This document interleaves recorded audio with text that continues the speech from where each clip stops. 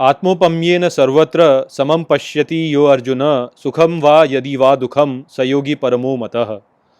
Hello friends, this is the 32nd shlok of the 6th chapter of Bhagavad Gita, and today we will understand this shlok in detail. So let's first go over its meaning. So the shlok says Atmopamyena sarvatra, which means equal to the Atman at all places. Samam pashyati yo Arjuna, which means one who sees the same, O Arjun. Sukham va yadi va dukham, which means in either happiness or sorrow, sa yogi paramo matah, which means is a yogi of the supreme opinion. So in this shlok, Shri Krishna is providing a clue in terms of understanding who actually is a supreme yogi. And what he says is that that person who sees everything to be equal to Atman at all places and who sees everything to be the same, that person is the one who he considers to be the supreme yogi. That yogi stays the same, be it in happiness or be it in sorrow.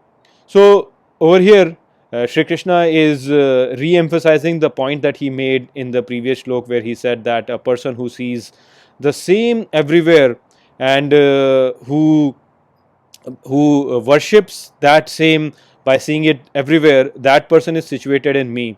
So he is just adding on to that idea over here, and he's saying that such a person who sees the same everywhere, who sees the same Atman to be situated in everything which is present in this universe, that person is the one who can attain the levelness of really feeling the same in happiness and sorrow, and that is the person who is the supreme yogi in Shri Krishna's opinion.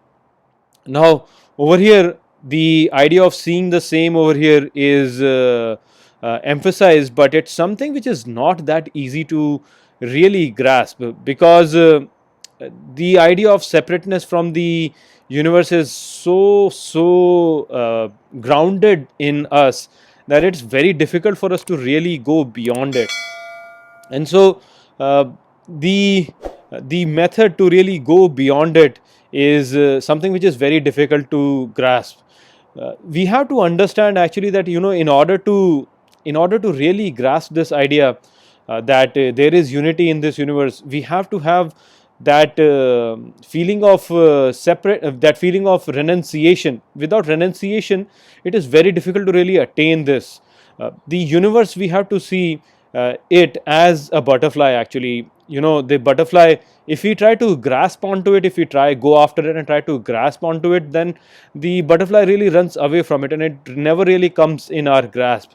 When we give up that thing, when we give up that grasping and then just leave the butterfly on its own and just sit over there, then we'll see that the butterfly will soon come and sit on our shoulder in itself. And so the universe actually is like this, or you can say the divinity behind this universe is also like that. If we try to grab onto it by, you know, going after things and saying that okay, I'll do this, then it'll just go beyond us and it will not be able to grasp it. Only when we give up this pursuit and then just sit idly, sit in a satisfied manner, then this will just come to us by itself and we'll grasp it. We'll understand this idea that how this divinity is situated behind everything. So that's why Shri Krishna has already described, you know, that you have to renounce everything, then only you can attain it. So that renunciation will give you this idea of seeing the same behind everything. So when you will start seeing the same behind everything, then you will go beyond happiness and sorrow, and you will attain yoga, and that is the highest yogi in the opinion of Shri Krishna. So that is what Shri Krishna is describing over here. I hope that I have explained this shlok well to you. With that, I will close this video. I will see you all in the next video. Take care.